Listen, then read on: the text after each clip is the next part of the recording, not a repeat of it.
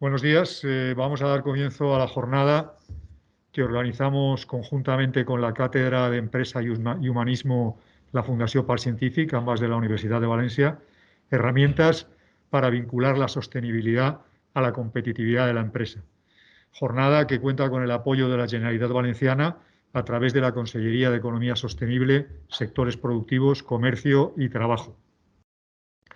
Bien, la Unión Europea ha identificado dos líneas de acción prioritarias para los próximos años. Una es la digitalización y otra es la sostenibilidad.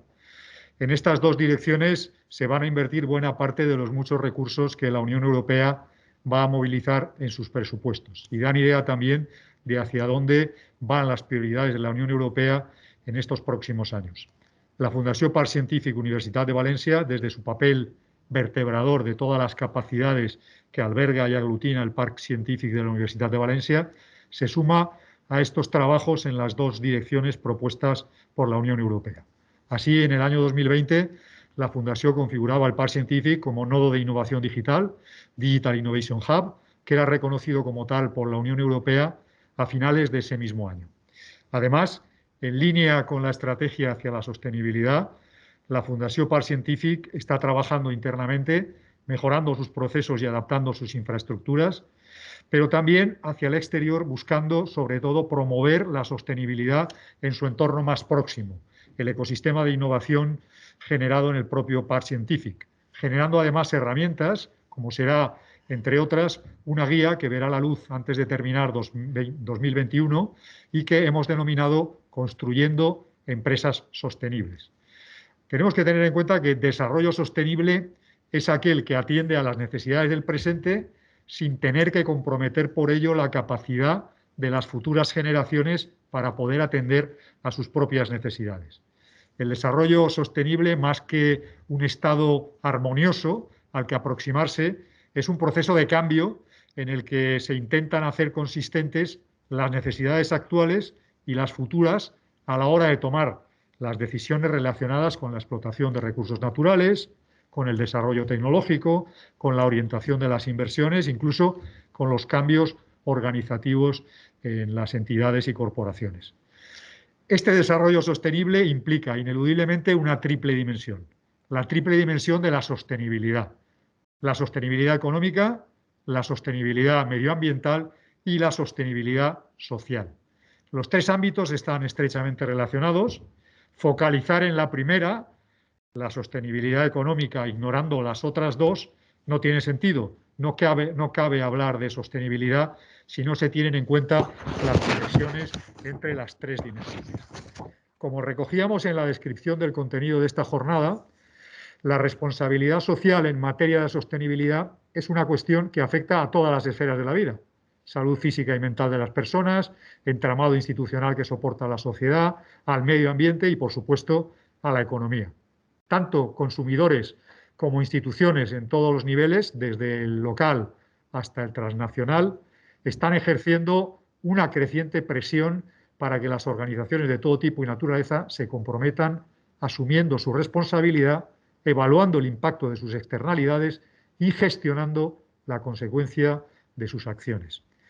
El marco legal se está desarrollando en esta materia y avanza hacia la creación de mecanismos que permitan a cualquier tipo de empresa, con independencia de su tamaño, de su sector, incorporar en su estrategia procesos de transparencia informativa que le ayuden a conseguir sus propios objetivos y, en esta línea, mejorar su valor reputacional.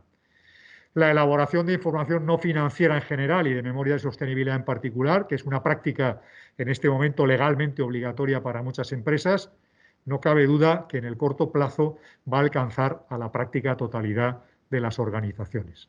En el caso de esta jornada, la Fundació Parc Científic Universitat de Valencia, en colaboración con la Cátedra de Empresa y Humanismo, pretendemos abordar de forma clara y directa los retos con los que se están encontrando las empresas para adoptar esta práctica y, además, en la jornada proponer una serie de soluciones de futuro inmediato a las que se debe contribuir tanto desde el ámbito de las administraciones públicas como de los generadores de normas de referencia y, por supuesto, de las propias empresas. Además, en la jornada conoceremos el caso de Caixa Popular, una entidad financiera 100% valenciana, que ha sido puntera en el desarrollo de sus políticas de información no financiera. Muchas empresas están recorriendo ya el camino hacia la sostenibilidad. Además, la evolución hacia una economía gobernada por la sostenibilidad está ya creando por sí misma oportunidades de negocio de todo tipo.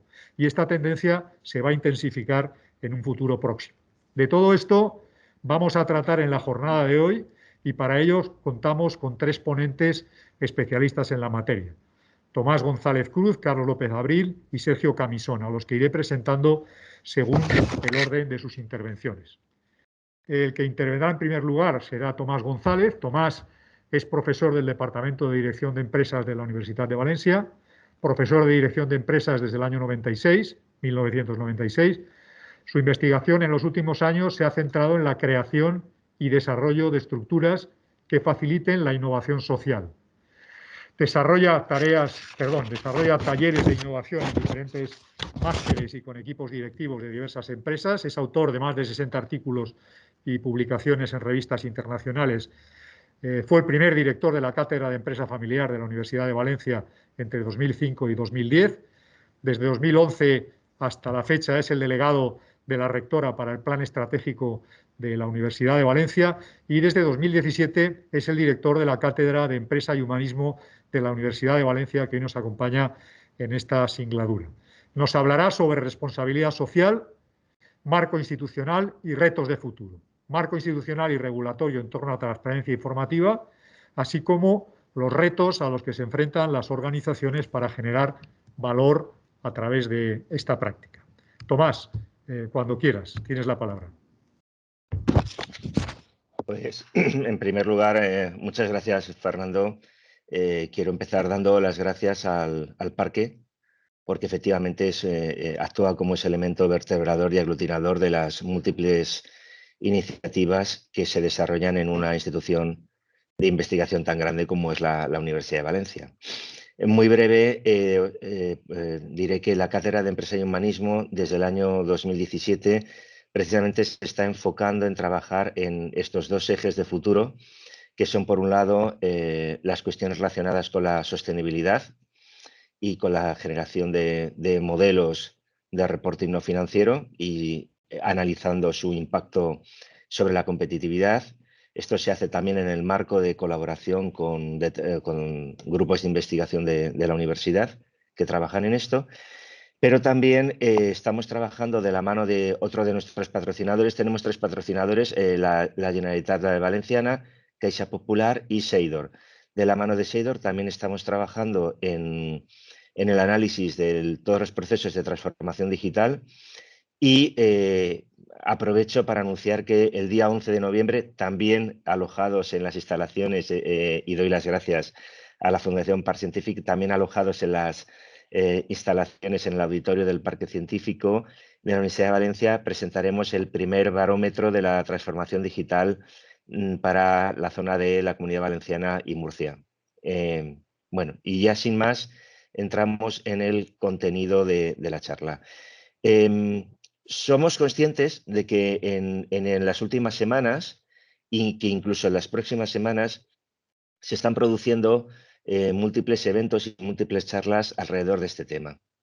Y fruto de ello, o como consecuencia de ello, nosotros queremos enfocarnos en algunos de los aspectos que quizás están siendo menos abordados o quizás están siendo menos enfrentados, que es básicamente analizar qué retos se encuentran las empresas que ahora mismo se van a ver obligadas desde ya a preparar memorias de responsabilidad social y cómo se pueden plantear unas ideas básicas de trabajo para abordar estos retos. Bueno, básicamente los antecedentes de todo este movimiento vienen ya desde el año 2011, cuando en la Unión Europea y en diferentes eventos internacionales se toma conciencia de los problemas y de las limitaciones de los sistemas de información corporativos tradicionales. ¿De acuerdo? Se había producido una pérdida de confianza de los grupos de interés, se había visto la incapacidad para identificar riesgos y evitar crisis. Recordemos que veníamos de la crisis del 2008 y que antes de la crisis del 2008 había habido escándalos como el de Enron en Estados Unidos, que supuso la desaparición completa de una de las grandes empresas de auditoría que fue absorbida por otra. Ni que decir tiene que en el año 2008, cuando se vino la crisis financiera, pues ninguno de los sistemas que deberían haber dado alertas, pues produjeron esas alertas. Y en el caso de Enron, bueno, pues se manifestó esa incapacidad de todos esos sistemas para prevenir comportamientos oportunistas por parte de directivos o de otros grupos de interés. Y asimismo se constataba que esos estados financieros ignoraban las externalidades, tanto positivas como negativas, generadas por por las acciones de las empresas. Por externalidades entendemos, para aquellos que no estén familiarizados con el término, todos aquellos impactos, sean positivos o negativos, que tienen un coste social o medioambiental, pero que al no tener traducción monetaria no se ven reflejados en las cuentas de pérdidas y ganancias ni en los balances de las empresas. Bueno, junto con esa toma de conciencia ha habido una serie de fuerzas que están produciendo un cambio y de fuerzas que además no son fruto de un shock, sino que vienen actuando de manera sostenida y en la misma dirección. ¿De acuerdo? Son tendencias, no son shocks. Uno de ellos es la tecnología que nos permite manejar cada vez mayor variedad de datos, ¿de acuerdo? El famoso Big Data, donde cada vez queremos manejar mayor volumen de datos, mayor variedad de información a mayor velocidad y, por tanto, facilita que las empresas puedan monitorizar y puedan seguir y monitorizando y siguiendo gestionar una más amplia variedad de factores que se derivan de su acción o que deberían explicar la dirección de su acción. Por otra parte, se ha producido una descentralización de los canales de información que ha hecho que, bueno, pues que los canales de información tradicionales ya no sean los únicos ni los más importantes. Ayer tuvimos un buen ejemplo cuando fue noticia mundial la caída de WhatsApp, ¿de acuerdo? Es decir, a nadie nos preocupa tanto, por ejemplo, hoy en día, quedarnos sin señal de televisión o de radio, pero nos preocupó bastante, a todos nos afectó bastante quedarnos durante toda la tarde sin señal de WhatsApp. Y de hecho, con eso abrieron todos los noticiarios. También está habiendo un cambio en los valores y aspiraciones de la ciudadanía, sobre todo de las generaciones más jóvenes que aspiran menos a poseer, más a disfrutar y que realmente tienen un enfoque también de la vida, o sea, en su escala de valores, el puesto en el que colocan el trabajo, donde colocan otros aspectos de la vida, ha cambiado de manera definitiva y eso no es ni bueno ni malo, eso es así. Y donde, por ejemplo, se da mucha más importancia a cuestiones como la diversidad o como la sostenibilidad o los temas alimentarios. Por ejemplo, hace 10 años era muy raro conocer gente que, por lo menos en nuestra cultura, que no tomara carne o pescado. Carne y pescado hoy en día es ya muy habitual conocer gente que es vegana, vegetariana o lacto-vegetariana, etcétera, etcétera. Y luego, a nivel medioambiental, bueno, creo que ya todos hemos tomado conciencia de la crisis medioambiental, del riesgo climático y de que es algo que no es una opción gestionar o no gestionar, sino que es una obligación gestionar. Todo eso ha cambiado las claves de la competitividad, es decir, si hasta hace un tiempo eran importantes las economías de escala vinculadas a una sociedad de producción industrial y donde lo importante era el tamaño de las fábricas y los volúmenes de fabricación, hoy en día lo que predominan son las economías de red. Un ejemplo muy claro sería Airbnb. Airbnb se ha quedado con todo un mercado porque por la amplitud de su red, tanto de oferentes como de demandantes. También estamos en una economía de la reputación, que es clave para atraer talento, capital y clientes. Solo dos ejemplos aquí. Hay sectores, sobre todo los sectores high-tech, donde realmente las empresas no están luchando por conseguir clientes, sino que están luchando por conseguir empleados con talento y por retenerlos. Y cuestiones como el clima laboral, y esto lo hemos estudiado, o sea, no es hablar por hablar, el clima laboral está pesando lo mismo y a veces más que la remuneración financiera, sobre todo en los empleados de 35 años para abajo. Y respecto a la reputación de los clientes, pues simplemente les voy a contar una anécdota. La semana pasada en el supermercado fui con mi hija a comprar un refresco de cola. Iba como siempre a coger la primera marca que todos tenemos en la cabeza y que no voy a nombrar, pero que todos sabemos cuál es. Y por primera vez me dijo, no, papá, no cojas cola de esa marca, cógela de la segunda marca que también todos conocemos. Yo me quedé sorprendido porque era algo que nunca se había planteado y le pregunté por qué, es una niña de 13 años. Me dijo, pues mira, papá, porque primero, mira, en sus botellas ponen todas 100% plástico reciclado y lo ponen letras bien grandes, con lo cual estoy segura de que ese plástico es reciclado. Y porque además he visto en redes que hicieron una mejor campaña de apoyo a la causa LGTBI en la última semana del orgullo y bueno, lo hicieron mucho mejor que la otra marca. Total, que me obligó a dejar sacar del carro la botella de cola y cogerla de la otra marca. Bueno, pues así está funcionando el cliente, sobre todo el cliente más joven. En un entorno de incertidumbre cada vez es más importante la capacidad de medir, no para controlar, sino para aprender. Y también en una sociedad como la que estamos de incertidumbre y apoyados en todas las tecnologías que tenemos, cada vez es más importante la innovación social y sobre todo la innovación no disruptiva. Es decir, ser capaces de abordar, gracias a la tecnología y gracias a esa actitud de exploración y aprendizaje, abordar problemas que hasta ahora no se les está dando solución. Yo a eso les llamo los problemas de no mercado, es decir, los problemas para los que no existe un mercado para resolverlos. Vale.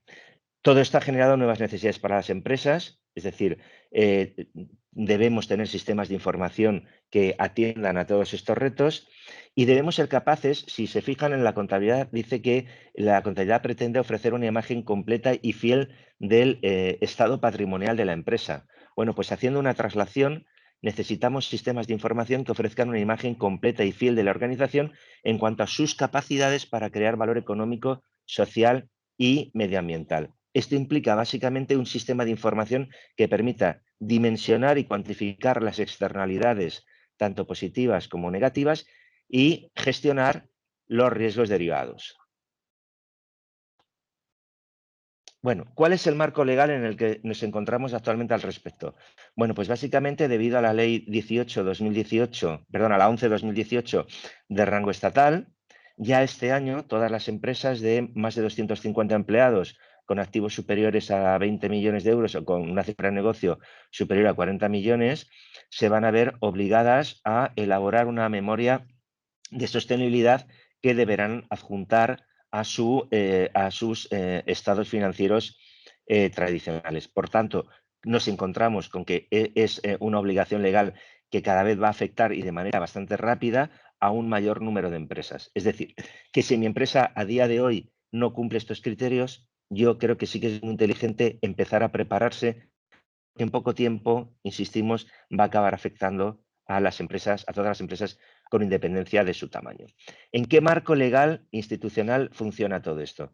Bueno, pues básicamente tenemos normas de rango europeo con directivas que han tenido su traslación a normas de carácter estatal, la 11-2018, y luego, como veremos más adelante, a normas de rango autonómico como la 18-2018, que si bien todavía no obligan, sí que ofrecen, ya veremos, un marco para la publicidad y el registro de las empresas que cumplen con todo esto.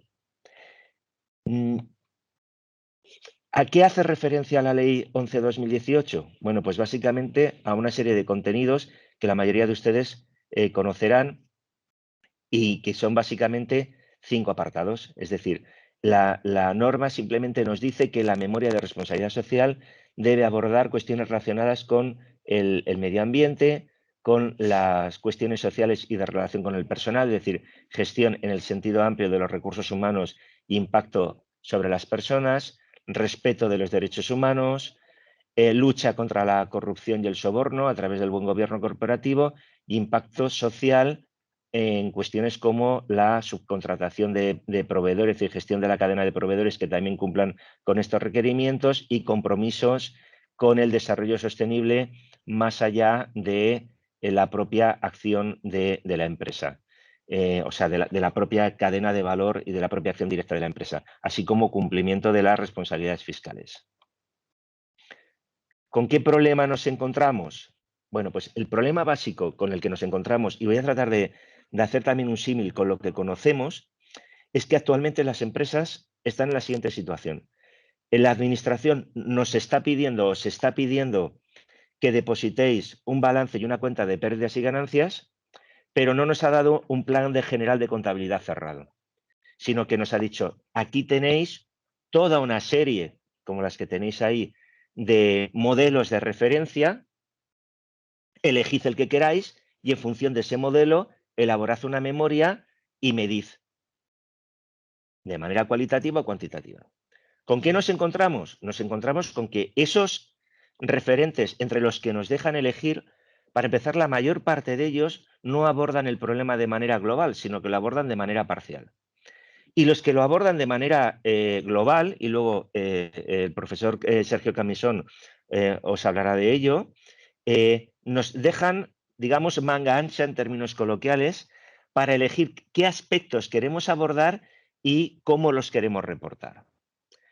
Claro, ¿todo esto qué genera? Pues genera un problema de falta de homogeneidad y evidencia la necesidad de adoptar un modelo homogéneo. ¿Por qué es necesario ese modelo homogéneo? Porque claro, sin un modelo homogéneo no hay estandarización de la información. Sin estandarización de la información vamos a tener problemas de comparabilidad. No solo de comparabilidad entre empresas, sino incluso de comparabilidad a lo largo del tiempo para la misma empresa, si es que esa empresa decide cambiar en algún momento determinados criterios o el modo en el que aborda determinados aspectos de la memoria. Claro, si no hay estandarización, la auditoría también queda parcializada, ¿de acuerdo? Es decir, en la situación actual uno elige con qué referente elaborar su memoria, uno elige también con quién se va a auditar, que generalmente será alguien asociado a ese modelo de referencia, porque si nos atenemos a lo que puede hacer el auditor del ICAC, el auditor del ICAC a día de hoy lo único que hace es dar fe de que se ha depositado esa memoria de responsabilidad, de que él ha encontrado, junto con el balance y junto con la cuenta de pérdidas y ganancias, ha encontrado una cosa que se llama memoria de responsabilidad social y que sí, que se tocan más o menos todos los aspectos que dice la ley, pero no va a decir nada más, no va a entrar más al fondo, ¿de acuerdo? Por tanto, por cerrar un poco el marco institucional y el problema con el que nos encontramos con un marco institucional que nos obliga, pero con el reto de que no hay un modelo homogéneo para elaborar esas memorias y que eso va a generar o está generando ya problemas de desinformación para las empresas, de despiste y de pues eso, problemas de comparabilidad de la información y de homogeneidad de la información. Bueno, a partir de aquí continuará mi compañero Sergio. Antes de ceder la palabra, nuestra compañera Deyanira os va a poner en el chat un link para una encuesta que prometemos que es muy breve, es decir, no dura ni 3 minutos, que sí que nos gustaría que contestarais a lo largo de la sesión con tranquilidad.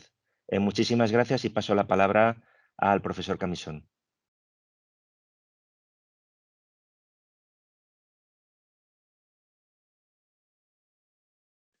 Vale, pues muchas gracias, Tomás, por la presentación. Me gustaría unirme también a los agradecimientos al Parque Científico por darnos la oportunidad de estar hoy aquí, a Caixa como patrocinador de la cátedra y también por estar presentes hoy y, por supuesto, a Tomás en particular y a la cátedra en general por hacerme partícipe de todas las iniciativas ya durante los últimos 3 o 4 años que hemos venido haciendo. Por continuar con la presentación de Tomás, una pregunta natural que nos podríamos hacer cuando nos enfrentamos al problema de la homogenización de los modelos de la ley sería si realmente no valdría con utilizar el modelo GRI, modelo más utilizado durante los últimos 30 años, fundamentalmente por grandísimas empresas, y que es, en realidad, el único modelo de reporting no financiero integral, con quizás la exclusión del SASP, que ofrece la Ley 11/2018. Bueno, pues la realidad es que esto plantea dos problemas. El primero es que el GRI es absolutamente inabarcable para una empresa de pequeño tamaño o incluso de mediano tamaño. Vemos cómo se organiza en 4 series con un total de casi 100 contenidos generales, que implicaría centenares y centenares de indicadores que habría que reportar para llevar a cabo lo que es el GRI en su componente exhaustivo. El GRI en su componente exhaustivo, que es el GRI original, lo que dice es que las grandes empresas deberán reportar dentro del abanico de indicadores del GRI todos los que sean relevantes para su actividad, lo cual fundamentalmente implica no dejarte fuera prácticamente ninguno. GRI ya es consciente, en cierta forma, de que el GRI exhaustivo es inabarcable para pequeñas y medianas empresas y entonces diseñó el GRI simplificado que permitía reducir los contenidos y seleccionar solo algunos contenidos temáticos dentro de un contenido general. Por ejemplo, el GRI permitiría, dentro de la 401, que es empleo, escoger entre el 401.1, que serían nuevas contrataciones y rotación del personal, el 401.2 respecto a las diferencias de prestaciones entre empleados a tiempo completo o empleados a tiempo parcial y el 401.3 con cuestiones relativas al permiso paternal. De aquí la conclusión es bastante simple. Si yo soy una empresa que este año he creado mucho empleo, pero tengo unas malas relaciones, por ejemplo, con mis empleados a tiempo completo respecto a mis empleados a tiempo parcial, pues podría simplemente escoger el 401 y obviar los demás. Por lo tanto, el GRI, nuevamente, cuando no es inabarcable, es extremadamente heterogéneo para las pequeñas y medianas empresas. A nivel regional, esta complicación que el GRI en particular y la Ley 11/2018 en general plantea, se ha detectado. Efectivamente, la Ley 18/2018, que es la que regula la promoción de la sostenibilidad por parte de la Generalitat, se especifica en el artículo 22.3 que la memoria de responsabilidad social se basará en cualquiera de los modelos nacionales e internacionales existentes. Es decir, se comete el mismo error que con la 11/2018. Sin embargo, esta ley dejaba abierto todo el diseño del sistema de indicadores, es decir, de los contenidos fundamentales que deberían de aparecer para elaborar lo que hemos denominado como el registro de empresas valencianas socialmente responsables. Es decir, la ley decía que habría que elaborar una memoria de sostenibilidad, pero que adicionalmente se debería inscribir en un registro.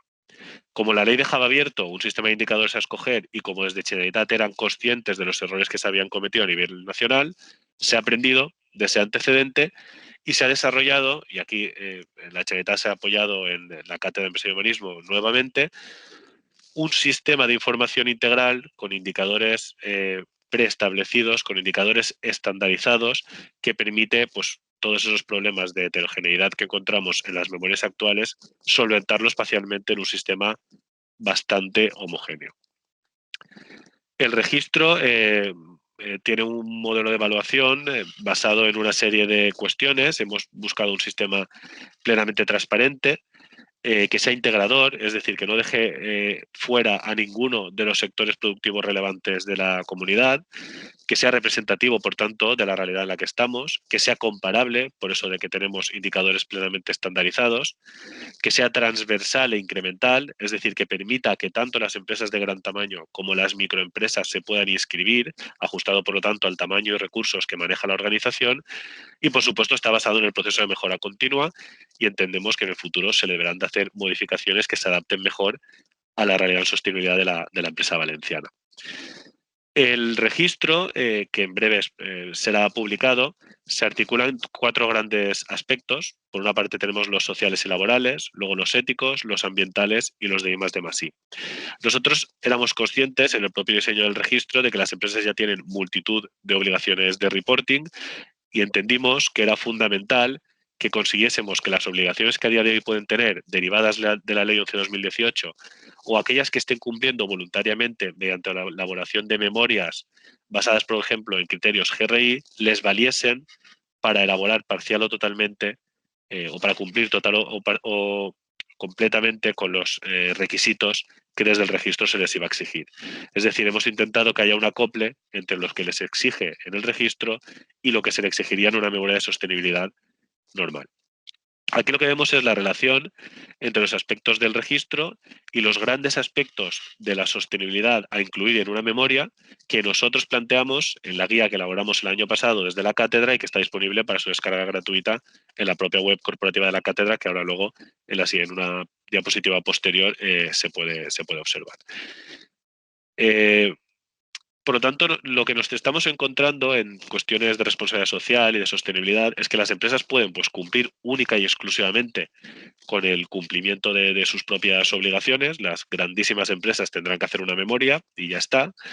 O pueden adoptar algunas buenas prácticas en cuestiones de reporting que de cierta forma actúen como prospectiva de la normativa futura y le permitan anticiparse a los retos del futuro, para en última instancia hacer un uso estratégico de sus estrategias de comunicación en sostenibilidad. Nosotros en la guía que planteábamos, lo que hablábamos sistemáticamente era de que las empresas tienen que adoptar 3 enfoques en la elaboración de sus memorias de sostenibilidad. La primera es probablemente la herencia más clara de los antiguos modelos de calidad, que es el enfoque de autodiagnóstico. Las empresas pueden utilizar todo el proceso de elaboración de una memoria de sostenibilidad para identificar cuáles son sus fortalezas, cuáles son sus debilidades y comunicar esas debilidades y cómo se pueden transformar en oportunidades. Ahora luego veremos una captura de prensa muy clara que ejemplifica cómo los inversores saben que muchas empresas, de forma sistemática, obvian sus debilidades, intentan contar un relato corporativo más publicista que realista y eso lo penalizan. Las empresas deberían de ser transparentes en todos los sentidos. En segundo lugar, deberían de enfocar o de adoptar un enfoque participativo, es decir, comunicar tanto hacia afuera como hacia adentro y hacer partícipes a todos los grupos de interés. Yo en el día a día he visto ejemplos de prácticas de empresas con unas prácticas de sostenibilidad extraordinarias, vinculadas, por ejemplo, a lo que les exige un accionista mayoritario que pueda haber entrado en su capital y que únicamente lo comunican a nivel interno y no elaboran una memoria y la disponen al público, con el miedo de que ahí se ponga de manifiesto información estratégica relevante que pueda hacer que se apropien de sus ventajas competitivas. La realidad es que una memoria bien realizada no debería de incurrir en esos problemas. Y al contrario también lo vemos. Vemos empresas que comunican hacia el exterior de una forma muy relevante, pero luego no hacen partícipe a sus empleados, por ejemplo, de todo el proceso de mejora continua o de ese proceso participativo que les permita mejorar su desempeño en cuestiones de sostenibilidad. Y eso precisamente, si tenemos un enfoque de autodiagnóstico y un enfoque participativo y hacemos las cosas bien, deberíamos de adoptar un enfoque estratégico en nuestras memorias de sostenibilidad, construir bases de datos, de indicadores que nos permitan compararnos con la competencia y compararnos con nosotros mismos de forma longitudinal a lo largo del tiempo. Cuando nosotros planteamos la memoria, hacíamos cierta ampliación también de los conceptos generales de sostenibilidad, las 3 grandes dimensiones que son la social, económica y ambiental, incorporando la de gobierno corporativo, que es cierto que muchas veces se ve dentro de la parte de sostenibilidad social, e incorporando también la parte de sostenibilidad estratégica y financiera, pues para que una empresa sea sostenible y contribuya a ese entorno, en primer lugar deberá de poder continuar la marcha y ser sostenible por sí misma en base a su modelo de negocio. No me detendré más en el desarrollo de la guía, la tienen disponible en la propia web de la cátedra y la pueden consultar y por supuesto nosotros estamos dispuestos a cualquier aclaración que resulte pertinente llevarla a cabo. La propia web de la cátedra es esta que vemos aquí, catedraempresarialhumanismov.com. Ahí hay una parte de publicaciones y están disponibles para su descarga tanto esta guía como otros estudios de corte empírico que hemos hecho en la empresa valenciana que ponen de relevancia cómo de importante es esto y cómo está evolucionando a lo largo del tiempo. Sí que me gustaría que viésemos de una forma relativamente rápida y ejemplificando con casos reales cómo de importante es esto y en qué medida mejora las relaciones, sobre todo con nuestros grupos de interés. Esta es una captura de noticias por parte de Iberdrola y de Inditex en cuanto a lo que respecta a la selección de sus proveedores. Iberdrola ya dice que de sus proveedores grandes, aquellos que le facturan más de 1 millón de euros al año, para 2022 quiere que el 70% cumplan con un sistema de medición de riesgos ESG. Los riesgos ESG son fundamentalmente los riesgos vinculados a todas las métricas de sostenibilidad que hemos ido hablando durante la presentación. Si para 2022 quieren el 70, pues para 2030 igual quieren el 100. Inditex realiza al año 12.000 auditorías. Podríamos pensar que son auditorías de corte medioambiental, las tradicionales, pero a día de hoy la mitad de las auditorías que realiza Inditex son auditorías de corte social, relaciones con sus trabajadores, con sus proveedores, con el entorno en el que opera, ética, anticorrupción.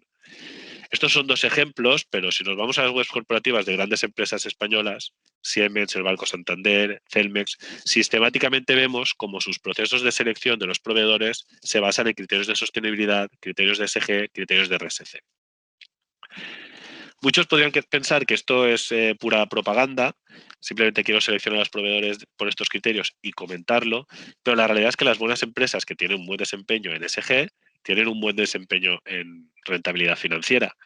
Esta gestora, Now Asset Management, es la primera empresa, la primera gestora valenciana basada no exclusivamente, pero sí de forma bastante potente en criterios ESG. El primer año que operó fue la gestora más rentable de España y a día de hoy sigue batiendo a sus comparables de forma muy sistemática. Las empresas que tienen un buen desempeño en sostenibilidad suelen tener también un muy buen desempeño financiero. Y es por ello que los inversores de corte institucional ya empiezan a rechazar todas aquellas empresas en las cuales perciben que el desempeño en sostenibilidad puede ser pobre.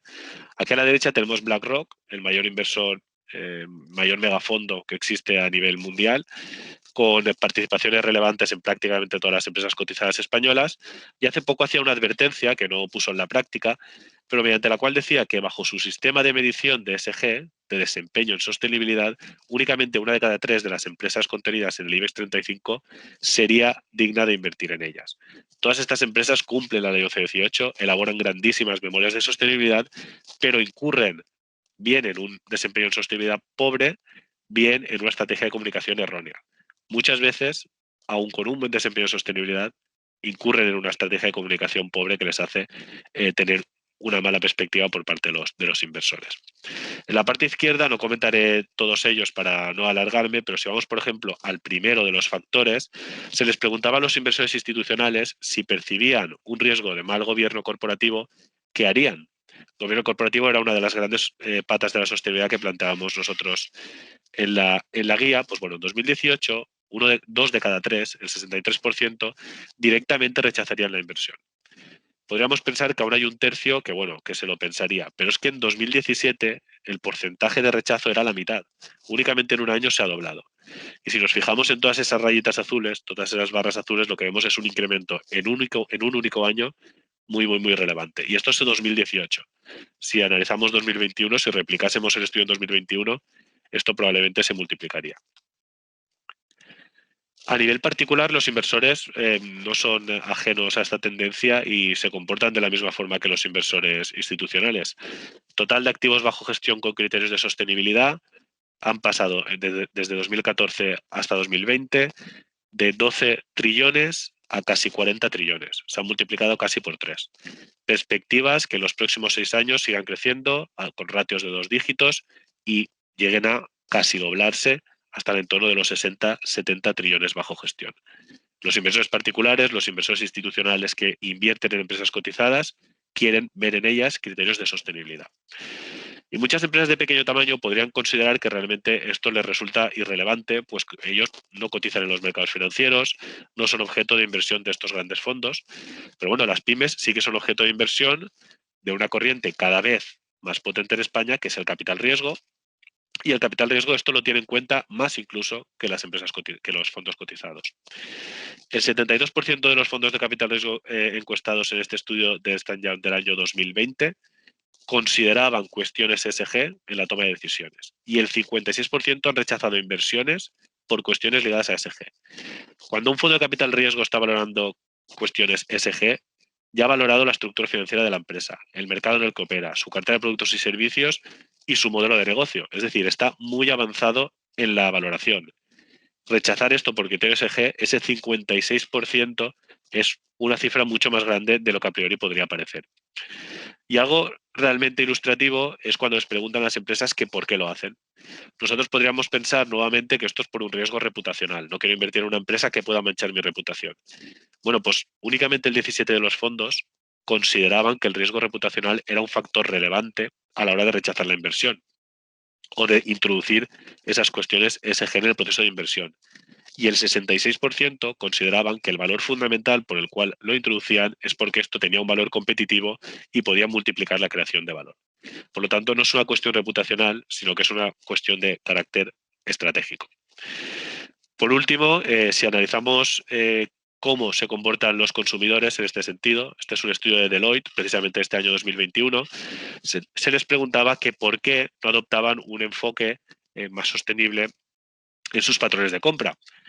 Hay algunos que dicen es muy caro, otros que dicen no me interesa, pero luego hay un tercer grupo que dicen no tengo suficiente información. El tercer grupo más relevante de clientes quieren adoptar este tipo de políticas, pero como no les decimos si soy una empresa sostenible, si tengo un producto sostenible, pues no lo llevan a cabo y compran otras marcas, pues por ejemplo, más baratas. Cuando a estos mismos clientes se les preguntaba, y no me detendré en esta diapositiva, qué querrían que se hiciese para que adoptasen este estilo de vida, pues bueno, unos decían que querrían que fuese más barato, pero muchos de ellos, y son estos factores de la izquierda, introducían conceptos ligados a la comunicación, la transparencia informativa y la información. Y si nos vamos a la derecha, cuando se les preguntaba que en qué quieren que las empresas sean más sostenibles y más transparentes, ya no únicamente se van a cuestiones ligadas al medio ambiente, como la reducción de los residuos, sino a cuestiones sociales y económicas y de relaciones con el entorno en el que opera, con relaciones éticas o mejora de las relaciones con sus trabajadores. Y con esto acabo yo también mi parte de la presentación. Quedamos tanto Tomás como yo a la disposición para resolver cualquier duda. Gracias, Tomás. Gracias, Sergio. Gracias, Tomás. Gracias, Sergio. Al final de la sesión abriremos un turno de preguntas. Hay algunas personas que a través del chat ya están haciendo algunas preguntas. Incluso alguno de los ponentes ya está contestando a través del chat a las preguntas que están haciendo. Pero, como digo, al final de la sesión haremos un turno de preguntas. A continuación, Carlos López nos hablará sobre Caixa Popular y su compromiso con el desarrollo sostenible, detallando el modelo de gestión responsable, ética y sostenible de Caixa Popular, que están utilizando como un instrumento clave para conseguir un desarrollo sostenible en todas sus vertientes. Carlos es licenciado en Economía por la Universidad de Valencia. Actualmente es responsable de energías renovables en Caixa Popular, entidad en la que trabaja desde hace 16 años en funciones clave de banca de empresas y análisis de riesgos. Actualmente su reto en Caixa Popular es quintuplicar la inversión en el sector, reforzando el compromiso de esta Caixa, de Caixa Popular, con el desarrollo sostenible y además acompañando a los clientes de la entidad en esta transformación. Bien, Carlos, tienes la palabra. Buenos días, gracias Fernando. Estoy intentando cargar la presentación en la que voy a apoyarme, a ver si está ahí a punto.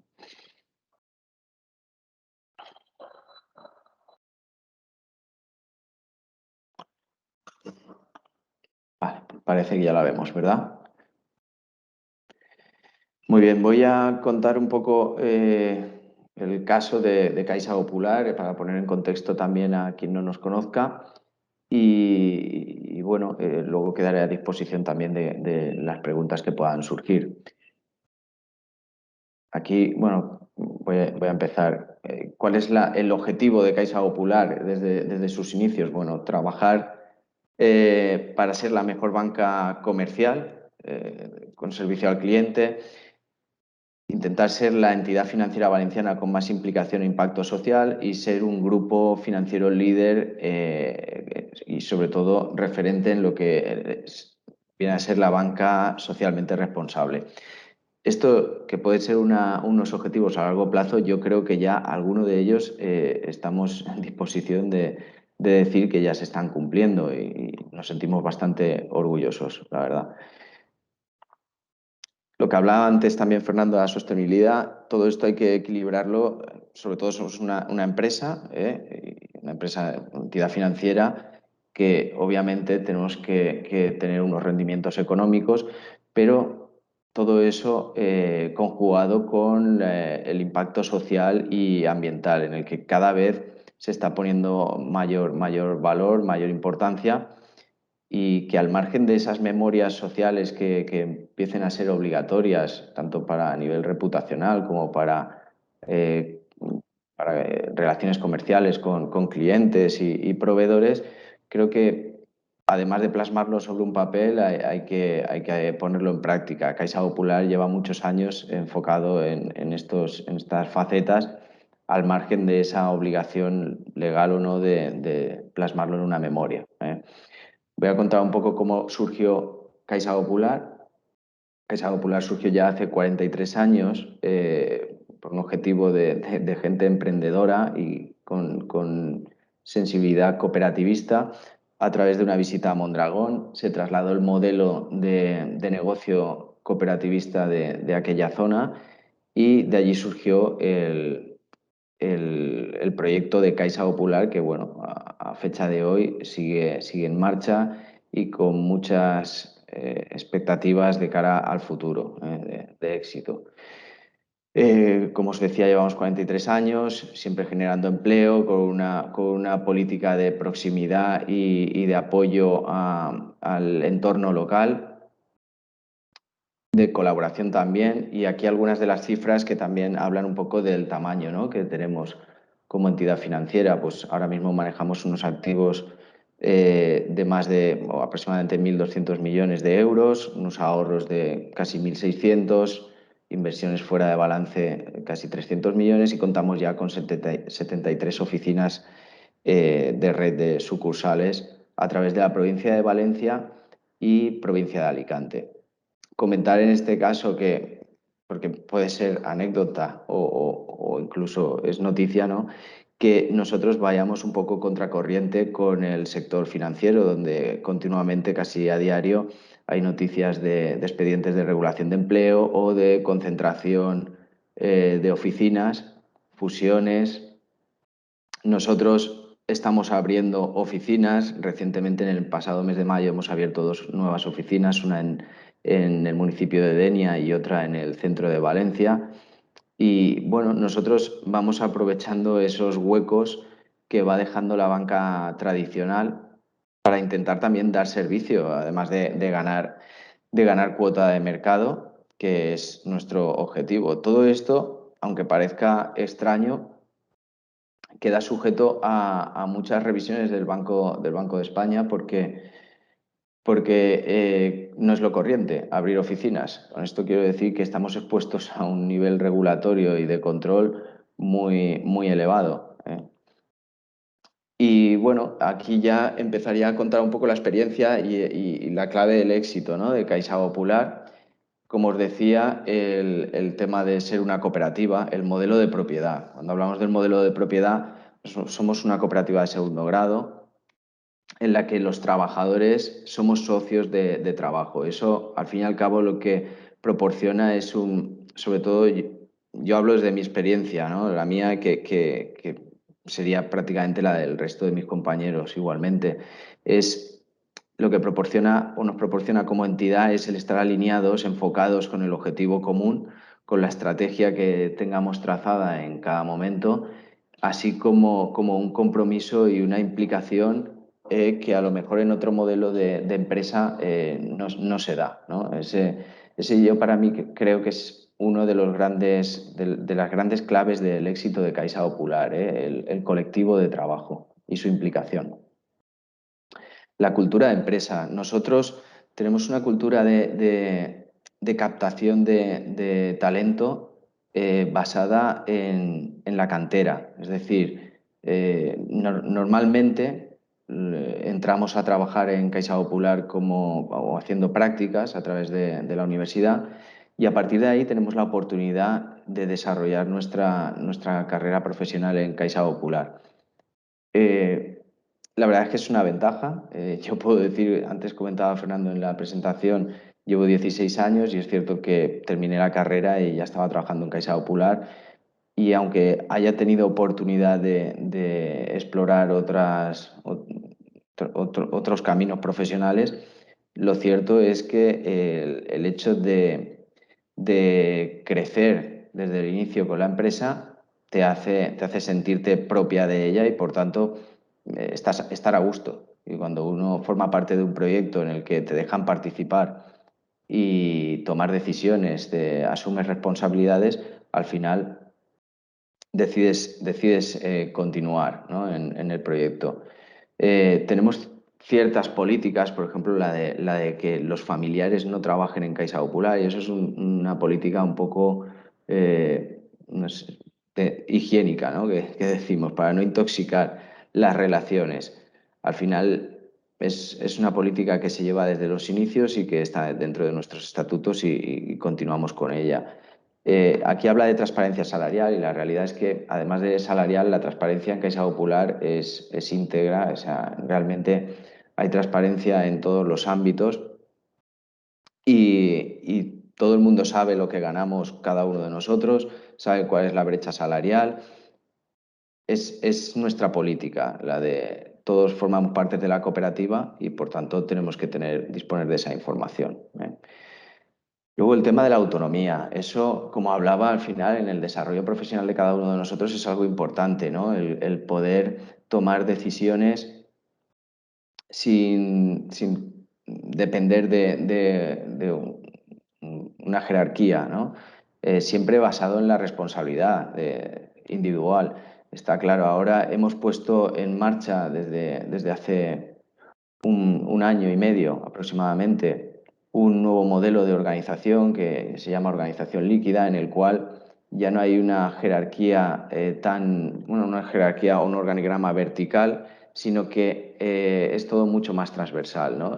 Con esto lo que intentamos es empoderar a los empleados de tal forma que todos y cada uno de ellos asuman responsabilidades. Su nivel de implicación aumenta y lo que esperamos con ello es pues, aumentos de productividad y en definitiva, el incremento de los resultados de la cooperativa. Otra de las claves de éxito de Caixa Popular y sobre todo en el entorno financiero es la profesionalidad del Consejo Rector. El Consejo Rector viene a ser nuestro el último órgano de gobierno donde se toman las decisiones, sobre todo a nivel de política de riesgos. Este Consejo Rector está formado por profesionales del sector financiero, profesionales del propio colectivo de trabajo de Caixa Popular y gerentes y directores financieros de cooperativas socias de Caixa Popular. Esto es importante porque, a diferencia de otras entidades o cajas, sobre todo en su día, nuestro Consejo Rector no lo componen sobre todo personas del ámbito político, con lo cual tenemos esa independencia y sobre todo esa profesionalización en la banca que hace que tomemos decisiones, creemos, más coherentes con el sector. Otra de las claves de éxito serían las alianzas. Nosotros somos conscientes de que solos no podemos conseguir los objetivos que nos marcamos y por eso firmamos acuerdos de colaboración y vamos en compañía de colectivos, de asociaciones, de colegios profesionales, por ejemplo.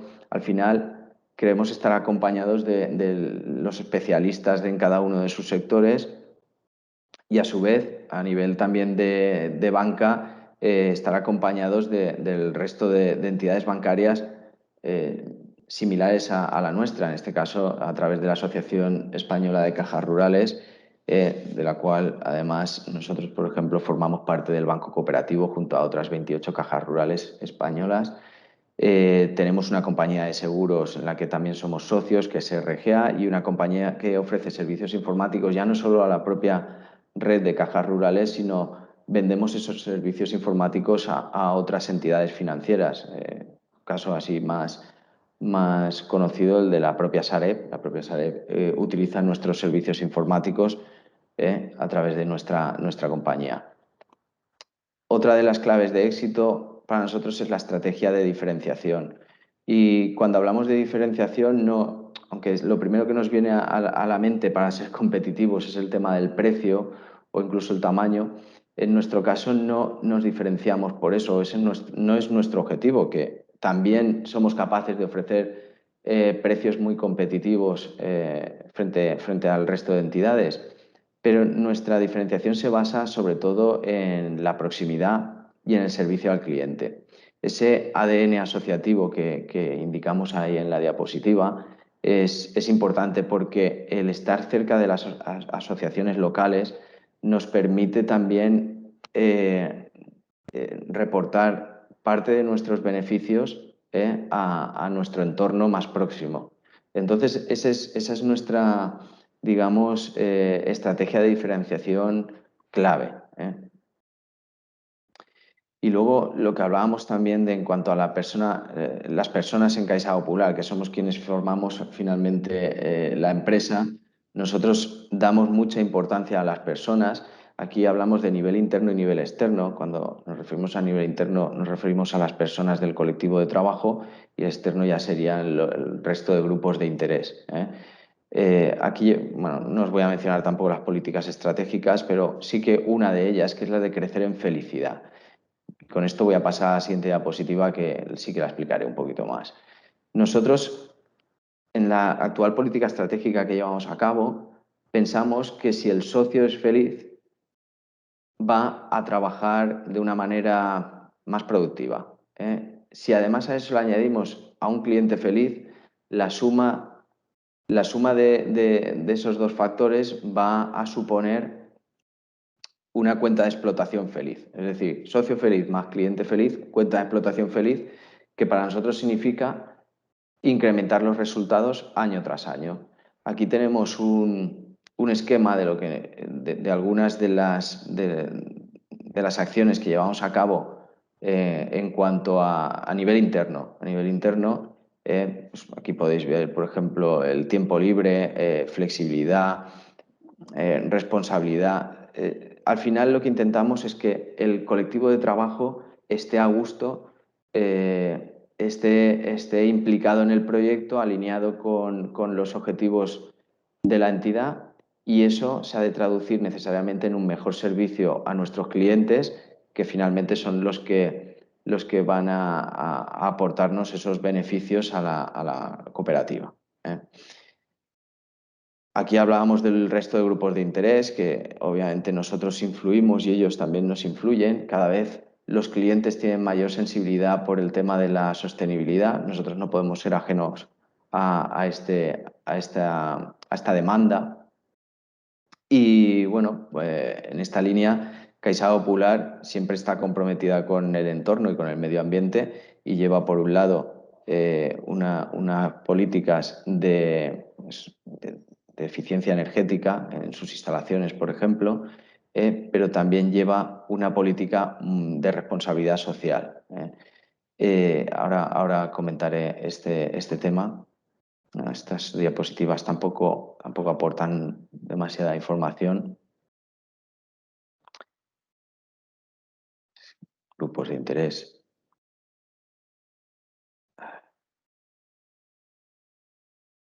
Bueno, aquí conclusiones, ¿no? del grupo de interés y de lo que nosotros intentamos hacer. Pues es una aplicación coherente de valor y asociada al negocio, responsabilidad social integrada en la gestión, alta integración con los grupos de interés, alta participación en responsabilidad social en el entorno empresarial y con administraciones, incrementar la normalización y formalización que reflejen la bondad de lo realizado, mejora en gestión medioambiental y en cadena de suministro. Esto va en línea con lo que me comentaba también Sergio anteriormente, ¿no? de esa sensibilidad o esos criterios de sostenibilidad en la selección de proveedores que comentaba. También, aquí ya a modo de ejemplo y algo más práctico, comentaría que ya no solo en la selección de proveedores se están teniendo esos criterios de sostenibilidad, sino también en la toma de decisiones de inversión o de riesgos. Nosotros valoramos mucho cuál es la responsabilidad social de cada una de nuestras empresas cuando vamos a invertir en ellas, ¿no? Y cuando digo invertir es cuando nos solicitan financiación. Pensamos que es un factor muy, muy importante. Actualmente pues, no hay unas memorias sociales estandarizadas que nos permitan comparar, como comentaban también antes Sergio y Tomás, perdón. Pero disponemos de información y esa información la valoramos en la toma de decisiones. Con esto quiero decir que es muy importante aquellas empresas que todavía no se hayan lanzado en este campo, que empiecen a desarrollarlo lo antes posible, porque cada vez se tiene mayor sensibilidad de todos los ámbitos. Incluso ahora yo ya empiezo a ver, a modo anécdota también, a la hora de comprar ropa, aquellos productos de ropa que publicitan que se han fabricado con material totalmente reciclado y de una manera sostenible. Incluso a veces es más caro, pero uno lo compra por esa sensibilidad que tiene, ¿no?, con el tema de la sostenibilidad. Pienso que es también un tema generacional, pero que las nuevas generaciones sí que lo tienen más en cuenta que otras, y es un tema en el que ya no es una opción, sino que es una obligación el avanzar. Aquí vemos algunos de los proyectos estratégicos en materia de responsabilidad social que lleva Caixa Popular, como es el Caixa Popular Dona, donde intentamos impulsar el papel de la mujer, bueno, con igualdad, visibilización de la mujer. Llevamos a cabo distintas actuaciones en este ámbito, igual que en Caixa Popular Sense Barreres, pues al final la integración de ciertos colectivos que tienen dificultades sobre todo en materia laboral. Colaboramos con asociaciones que impulsan su integración. Caixa Popular Verda, pues bueno, nosotros dentro de nuestras posibilidades llevamos a cabo políticas de eficiencia energética, de reducción de papel, digitalización, en fin, todo enfocado a una política más verde y más sostenible. Y bueno, aquí ya el compromiso social. Al final, las personas, como os decía antes, son Caixa Popular, y Caixa Popular está, además de como actividad económica que tiene que obtener unos rendimientos, el apoyo a la sociedad es otro de sus objetivos fundamentales. Generamos valor a la sociedad a través de la propia actividad económica, como os comentaba, con la creación de puestos de trabajo. Nosotros, como comentaba, comparándonos con el sector, no somos una entidad en la que practiquemos expedientes de regulación de empleo, todo lo contrario, estamos en una política de expansión y, por tanto, todos los años, además de contratar nuevos compañeros, incorporamos como socios de la cooperativa a todos aquellos que una vez pasado el periodo, digamos, de noviazgo, que llamamos nosotros coloquialmente, finalmente quieren aventurarse en el proyecto con nosotros, ya a largo plazo. Invertimos en el entorno, restricción de sectores. Este es un tema importante en el cual Caixa Popular, por tema de valores, no invierte, y ya no digo invierte, incluso no trabaja, no abrimos cuenta a determinadas empresas de algunas actividades económicas en concreto. Pues, por ejemplo, empresas que se dedican al tema del juego, pues no abrimos cuentas ni siquiera a este tipo de empresas por un tema de valores y de responsabilidad social, como os digo. Generar valor a la sociedad a través de productos y servicios, productos específicos de economía local. Intentamos promover, no de ahora, de siempre, el comercio local, y para ello, además de colaborar con las asociaciones de comerciantes locales, ponemos a disposición servicios bancarios como una tarjeta propia, la tarjeta de compra local, que permite el aplazamiento de las compras de manera gratuita a los clientes, y con esto intentamos ayudar o apoyar al comercio local frente a las grandes superficies o al comercio electrónico actualmente. Productos con contenido social, tarjetas solidarias con las cuales cedemos una parte de los ingresos de las comisiones que se perciben por ellas a actividades solidarias con colaboración con otras asociaciones. Igual que el Compromís Valencià, pues hay una tarjeta específica, que aparece aquí en imagen, en la cual fomentamos la lengua valenciana, y parte de los ingresos por comisiones también van destinados a esta línea. Y la financiación responsable. Ayer mismo estaba en otro coloquio en el puerto de Valencia con hablando de transición energética.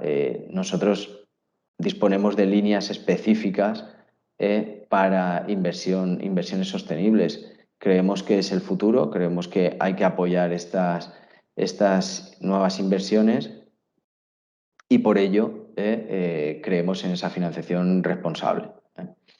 El compromiso social, bueno, al final es generar valor a la sociedad a través de nuestra inversión y de nuestra acción social, dejando huella económica, social y ambiental. Aquí, bueno, es el resumen de lo que ya os he comentado. Aquí hay un tema del día de salario, el voluntariado. Bueno, todo el colectivo de trabajo está muy volcado en el tema de la cooperación, además del voluntariado, últimamente por el tema de la pandemia, incluso por conflictos locales en los países de destino. No hemos podido llevar a cabo algunos proyectos a nivel personal o allí con presencia física, sino que los hemos tenido que llevar a cabo a distancia, pero parte del colectivo de trabajo emplea parte de sus vacaciones todos los años en ir a desarrollar proyectos cooperativos a países subdesarrollados. Luego el día de salario, pues bueno, el colectivo de trabajo también cede un día de su salario para ayudar a llevar a cabo proyectos tanto en otros países como en la propia provincia de Valencia, proyectos de desarrollo, de integración. En fin, es nuestra forma de participar con la sociedad. Y aquí están nuestros valores. Actuamos con ética y profesionalidad, somos una cooperativa de trabajo asociado, creemos en la igualdad entre las personas, somos solidarios, damos apoyos al asociacionismo, nos implicamos en la sociedad valenciana y potenciamos la educación y la formación. Ahora recientemente acabamos de iniciar una formación, unas jornadas de formación financiera que vamos a llevar a cabo para que la gente del día a día, la gente de la calle, tenga mayor capacidad de decisión en temas financieros. Y bueno, este sería el caso de Caixa Popular. Yo luego, si queréis, a nivel práctico, voy a estar a disposición de las preguntas que podáis hacerme.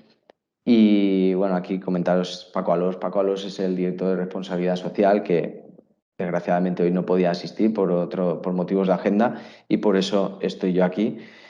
Que bueno, espero haber contado el modelo de Caixa de la mejor manera posible, aunque no soy el especialista en este tema de responsabilidad social, sí que en empresas y en sector energético, y quedo a vuestra disposición para luego la ronda de preguntas. Muchas gracias. Gracias a ti, Carlos. Gracias a ti, Carlos. Y efectivamente sí que has descrito claramente el modelo de Caixa Popular hacia la sostenibilidad. Empezaré las preguntas. Bueno, recordar a las personas que están conectadas a la jornada que han colgado tanto la página web de la cátedra, donde se puede descargar la guía de sostenibilidad que comentaba Tomás en su intervención, y también han colgado una encuesta sobre la jornada que rogamos que contestéis valorando la jornada. Es una encuesta muy sencilla y fácil y rápida para contestar. Bueno, decía que las preguntas, algunos de los ponentes han ido contestando ya las preguntas sobre la marcha. Yo tengo aquí dos que voy a fundir en una para Carlos. Preguntan cuáles son las claves en el caso de Caixa Popular para crear un modelo de desarrollo sostenible y perdurable. Y la otra que uno con esta es si esa estrategia de diferenciación de la que has hablado que sigue Caixa Popular, de dar importancia a las personas frente a las políticas tradicionales de la banca, os está dando buenos resultados. Plantea el que hace la pregunta en base a indicadores estándar, entiendo que de performance, pone aquí Perfoncae, pero sea performance, frente Sí. a vuestra competencia del sector bancario. Bien, si te parece, contesto a esta pregunta y luego paso a la otra que comentaba la De acuerdo. compañera.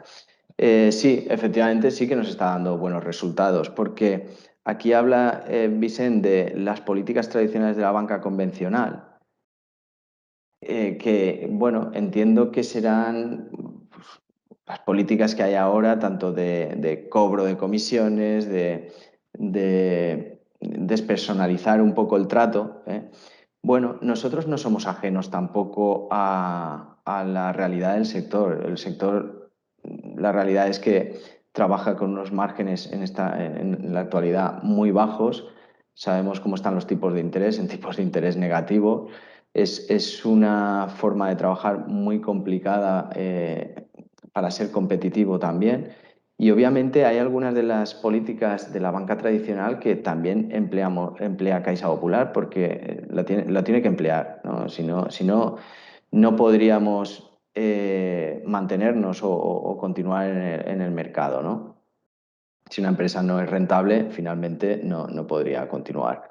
Sin embargo, precisamente esta importancia que se le da a las personas, a los clientes, esa diferenciación del trato personalizado, de proximidad, de cercanía, de que un cliente puede venir a la oficina y puede hablar con el director de la oficina sin necesidad de pedir cita o audiencia al Papa, ¿no? Como se suele decir. Es un tema que eso el cliente lo valora y al final cuando alguien valora esos factores diferenciadores, el factor precio no es tan importante o esas políticas que se aplican que son antipopulistas, ¿no? Finalmente no se tienen en cuenta o se tienen en cuenta pero no se les da el valor que realmente se les da en otra ocasión donde el servicio es muy básico y encima te ves penalizado, ¿no? Por este tipo de políticas. Entonces, aquí a la pregunta de Vicent yo le diría que sí que nos está dando resultado, efectivamente. Ahora veo que comenta otra pregunta con el tipo de inversiones en el sector energético que realizamos. Pues dice, tiene 80 años su madre y no tiene servicio en la banca convencional. Bueno, bien. No sé, Vicent, si tu madre tiene próxima una oficina de Caixa Popular, pero te aseguro, o incluso tú, si la tienes, te invitaría a que fueras, si no eres cliente todavía de Caixa Popular, y verás el trato desde el primer momento, desde que vas a entrar por la puerta. El trato es de cercanía.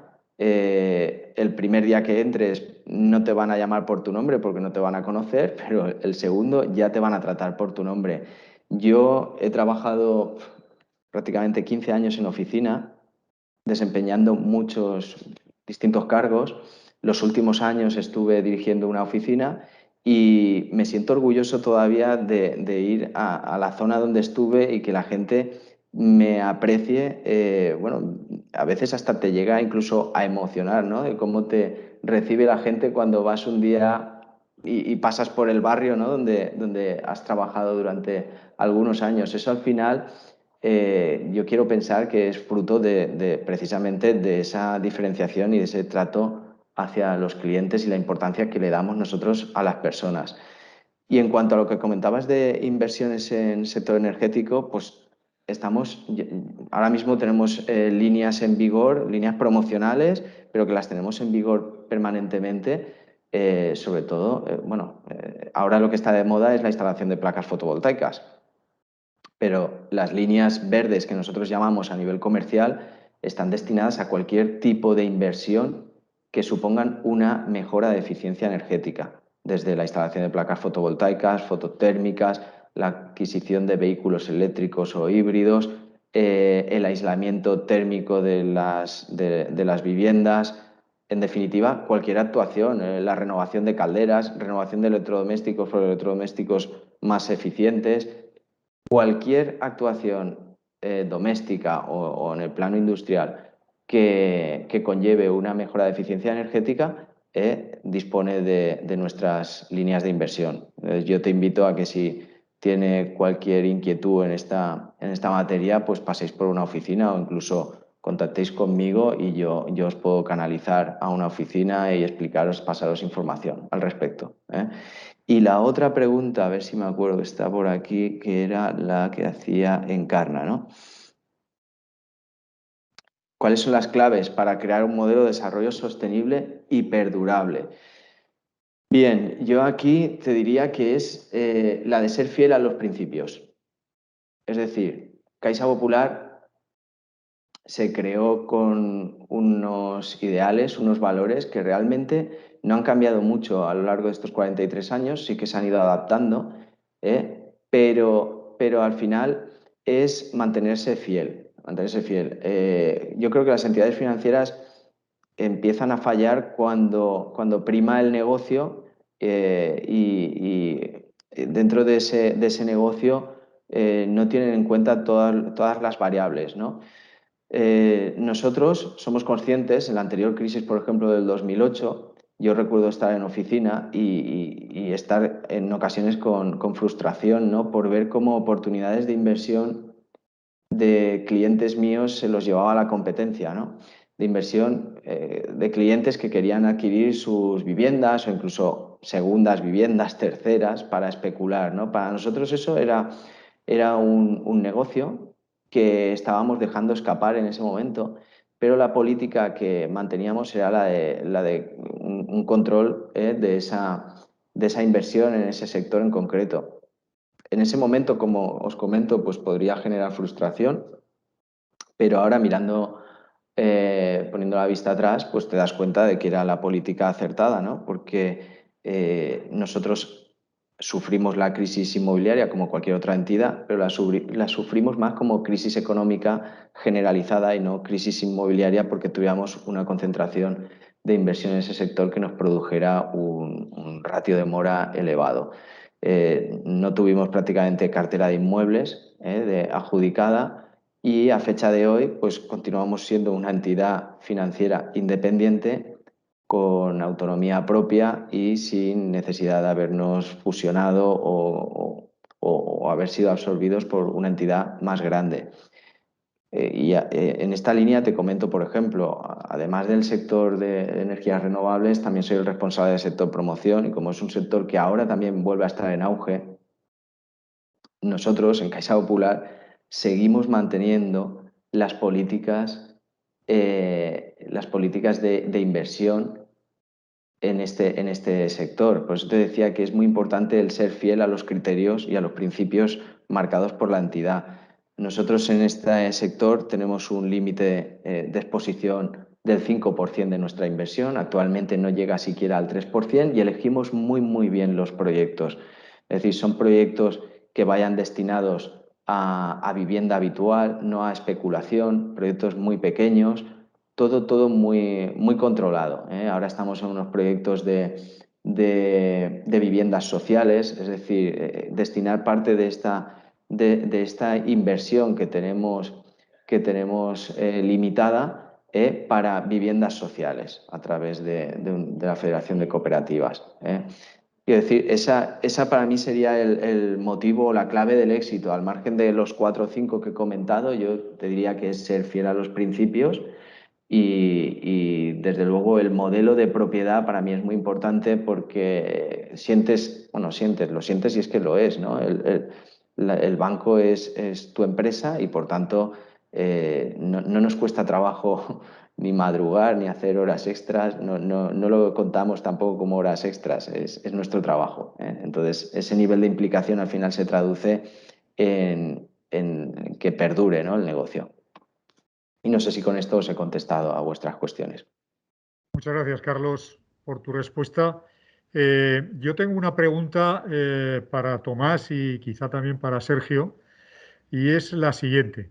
En el ámbito de las memorias de los reporting no financieros con elaboración de información no financiera en general y también de la elaboración de memorias de sostenibilidad en particular, que como decíais es una práctica legalmente obligatoria para un determinado tipo de empresas, normalmente en función del tamaño de estas, pero que en el corto plazo va a afectar a muchas más empresas, algunas de ellas pequeñas y medianas, y seguramente también a empresas que desarrollan su actividad en el ámbito de lo público. Yo lo que os pediría es qué consejo le daríais a una pequeña y mediana empresa que, sin tener en este momento la obligación de realizar ese reporting financiero o esa memoria de sostenibilidad, por sus valores o por sus criterios de negocio sostenible, se plantean lanzarse a hacer ese reporting no financiero o esa memoria de sostenibilidad. ¿Qué pasos le indicaríais a esa empresa que debería seguir? Bueno, yo voy a empezar contestando, pero luego sí que me gustaría que Sergio nos diera su visión. Aparte veo en el chat que hay alguna pregunta también específica para Sergio. Yo lo que les diría es que primero no se aborde la cuestión con miedo. Creo que ahora hay mucho miedo porque se percibe como una exigencia que se nos viene para la que no estamos preparados, ¿vale? Es decir, fuera miedo porque no es tan complicado como parece. Número 2, yo diría que tienen que empezar ya por el convencimiento, es decir, hay una primera fase que es clave, que es la dirección de la empresa tiene que estar convencida, incorporarlo a su propósito y no solo convencida, sino que toda ella convencida con definiciones y con objetivos comunes. Este para mí es el primer paso. Y luego, está mal lo que voy a decir, pero ahí Sergio lo apoyará, ¿no? Yo lo que les aconsejaría es que en vez de empezar quizá por modelos muy complejos, por aquello de empezar siempre por lo fácil, en el sistema de indicadores que tienen a su disposición, lo pueden descargar en los cuadernos de trabajo de la cátedra y que es fruto de un trabajo de investigación en el que el profesor Camisón, el profesor Sergio Camisón lo ha liderado y ha dedicado mucho tiempo a ello. Se proponen un conjunto de indicadores que realmente están recogiendo todo lo que se nos pueda preguntar crítico en cualquiera de los estándares que antes hemos mencionado, y verían que, y podrán ver que la información que ahí se está pidiendo, se está recogiendo, con un mínimo ejercicio de organización, es factible en cuestión de un año tener organizado un sistema de recogida y consolidación de esa información. Con ese sistema de indicadores y con un ejercicio de interlocución con los actores sociales con los que te relacionas, realmente ya se puede empezar. Entonces yo diría empezar por ahí, empezar por un modelo basado en indicadores, un modelo sencillito. ¿Qué no aconsejaría? Tomar como referencia una memoria de una gran empresa, porque entonces simplemente van a ver que eso supera lo que ellos pueden hacer y lo dejarán estar. Sergio, sí que me gustaría que tú ahí comentaras. Bueno, yo completamente de acuerdo con lo que comentaba Tomás. Por añadir algo un poco a nivel metodológico, a ver, yo a las empresas lo primero que les diría es que aprovechen que no están obligadas para experimentar e incluso poder cometer errores al respecto. No se tienen que ceñir a ningún marco legislativo y por lo tanto pueden empezar por donde realmente más oportuno consideren. En ese sentido, yo efectivamente le diría que a una empresa pequeña que no dispone de grandes recursos, no utilice como benchmark la memoria completa de una gran organización, como decía Tomás, pero sí que le diría que una vez hecho un pequeño análisis interno en base a un sistema de indicadores básico, como pudiese ser el que tenemos, el que hemos planteado desde la cátedra para ir empezando, estableciese dentro de los objetivos que identificase como cruciales, dentro de esas debilidades que después de ese análisis interno hubiese obtenido, un sistema de benchmarking con una gran organización que realmente tenga buenas prácticas. Es decir, no intentemos ser esta súper gran empresa sostenible que todos tenemos en mente en todos los aspectos, pero voy a intentar apalancarme en mis ventajas competitivas o en mis buenas prácticas que ya tengo en marcha para al menos en ciertos indicadores o en ciertos aspectos ir avanzando en esa dirección. Por lo tanto, yo el sistema de benchmarking lo haría un poco a nivel particular. Y luego, en segundo lugar, cuando hablamos, y también es quizás políticamente incorrecto decirlo, pero cuando hablamos de sostenibilidad estamos heredando parte de la responsabilidad social corporativa. Parte de esa responsabilidad social que heredamos, por ponerlo de una forma muy clara, algunos de los aspectos que heredamos tienen un valor competitivo muy claro y otros tienen un valor competitivo más indirecto vinculado exclusivamente al desarrollo de una mejor reputación, que quizás costará mucho de ver reflejado en el desempeño financiero de la empresa.